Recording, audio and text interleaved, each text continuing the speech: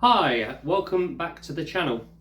Today we're going to be looking at expanding our knowledge of the pentatonic scale and how we can move across different positions on the guitar. If you like the lesson today, please give us a like and subscribe, and there'll be a full PDF file link down below in the description as well, so you guys got access to that if you want to get the tabs for it. So let's start off then. So quite often when we first start to learn to play lead guitar, we start with the pentatonic scale as a great starting point, but we tend to get stuck in position 1. So in the key of A minor, the position 1, we're starting on the 5th fret on our low E string, to our 8th on our low E string, 5 to 7 on our A string, 5 to 7 on our D, 5 to 7 on G, 5 to 8 on B, and 5 to 8 on our high E string as well. And it's great, you know, you can play nice little licks.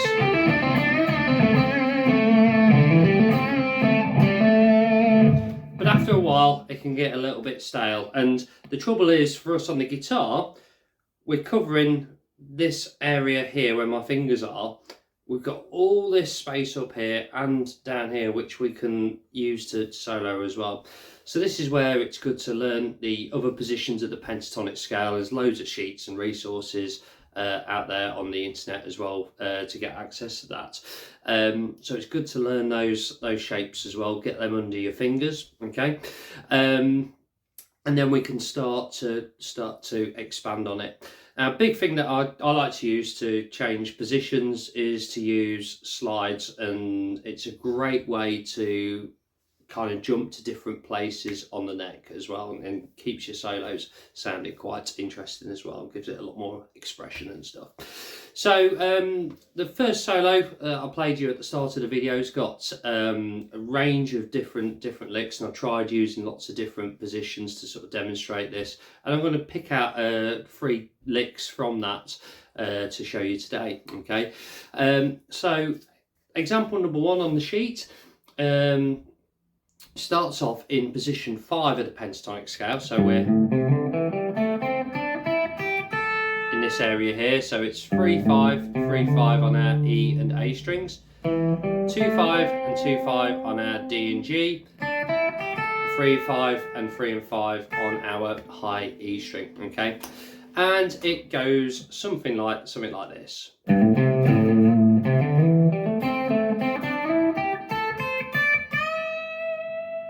Okay, so we're basically using slides to get into position 1 and then into a bit higher up into position 2.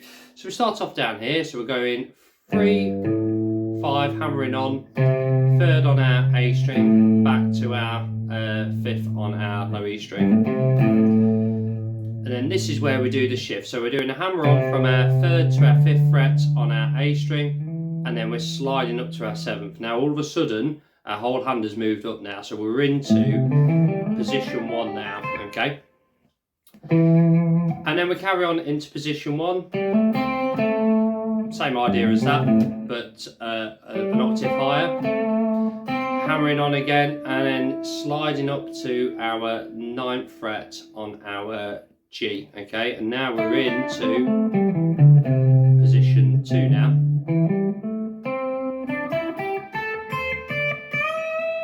Okay, so once we slid up to our 9th fret, we go into our 8th fret on our B, 10th on our B, 8th on our high E, 10th on our high E, and then bending up to our equivalent of a full step, so up to our 12th fret there. Okay, so here's the lick slowly.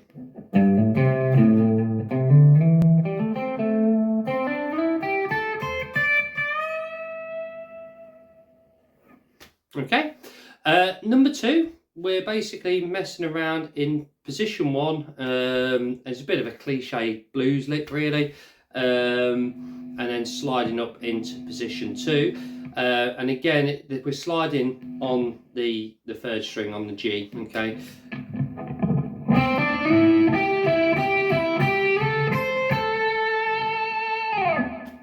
So here we're just going 5th fret on our G, 7th on our G, sliding up to our 9th,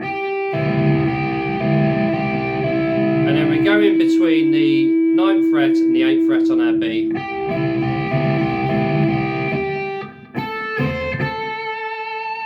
And then finishing off on the 10th fret on our B, 8th on our high E, back to the 10th fret on the B.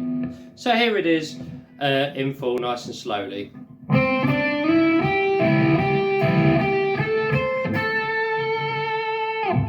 At speed. Okay, and then finally, lick number 3.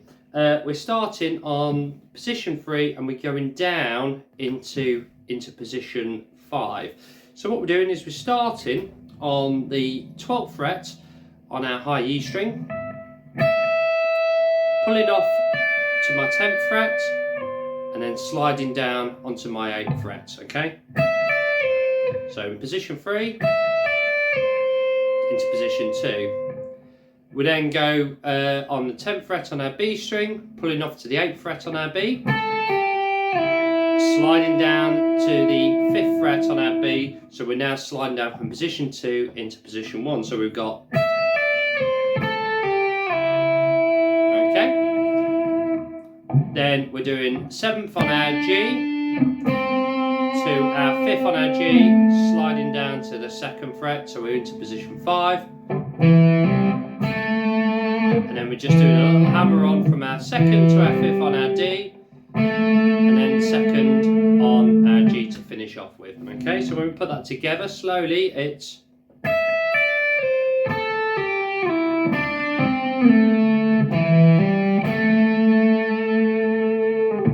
okay, at speed. Okay, so have a play around with those licks. I think the key to it is not to learn them note for note, but just to take the idea and experiment with it and try and incorporate that into your own playing, and just expand out of that position 1 box. Okay.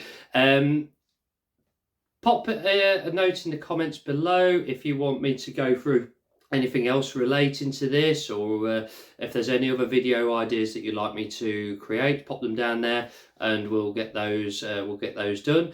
Give us a like and subscribe if you like the channel, and I will see you in the next one. Bye.